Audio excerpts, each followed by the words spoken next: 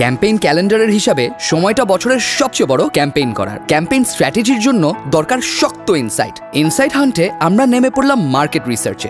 জানতে পারলাম প্রচুর নতুন বাড়ি তৈরি করছে এনআরবিরা, কিন্তু তারা তো রয়েছে বিদেশে। তাহলে বাড়িগুলো দায়িত্ব নিয়ে তুলছে কারা? দেখা গেল এর অনেকগুলোই তুলছে মেয়েরা, তাদের স্ত্রীরা এনআরবি স্বামীর পাঠানো কষ্টের টাকা দিয়ে বাড়ি তোলার পুরো দায়িত্ব তুলে নিয়েছেন নিজেদের কাঁধে। এই ক্ষেত্রে স্বামী তার স্ত্রীর উপর বিশ্বাস আর ভরসা রাখছে সম্পূর্ণভাবে। তাই নারীকে হিরো করে ক্যাম্পেইনের জন্য ডিজাইন করা হলো ক্লাটার ব্রেকিং স্ট্র্যাটেজি। প্রোটাগনিস্ট হিসাবে নেওয়া হলো এমন একজনকে অডিয়েন্সের কাছে যার জনপ্রিয়তা তুমুল।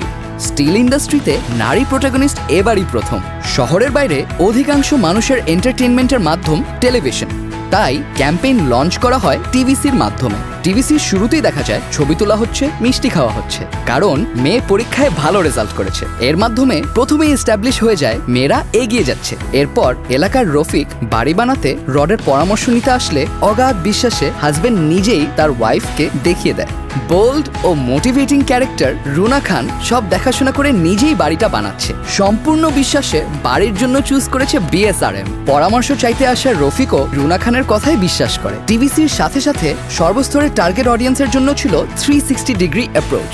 এখানেই থেমে যায়নি আমরা। ফিউচার টিজিকে টার্গেট করে ক্যাম্পেইন এক্সটেন্ড করা হয় ডিজিটাল মিডিয়াতে। লঞ্চ করা হয় 3টি ওপিসি, যেখানে একদিকে রুনা খান নিজের শক্ত বিশ্বাসের জোরে বাল্যবিবাহর মতো সামাজিক সমস্যা রুখে দিয়েছেন, অপরদিকে নির্মাণ জগতের দুটো নতুন ইনোভেশন, নতুন চিন্তাকে গ্রহণ করেছেন খোলা মনে, পূর্ণ বিশ্বাসে। ক্যাম্পেইনটি পৌঁছে যায় 22 মিলিয়ন প্লাস মানুষের কাছে। নিজের জীবনের সাথে রিলেট করে হাজার হাজার মানুষ তাদের মতামত জানায়। স্টিলের মতো একটি ম্যাসকুলিন ব্র্যান্ডের পুরো স্ট্র্যাটেজি দাঁড়ালো একজন নারীর পার্সোনালিটির উপর বিশ্বাস রেখে। স্টেরিওটিপিক্যাল ধারণা ভেঙে গড়ল নতুন এক্সাম্পল।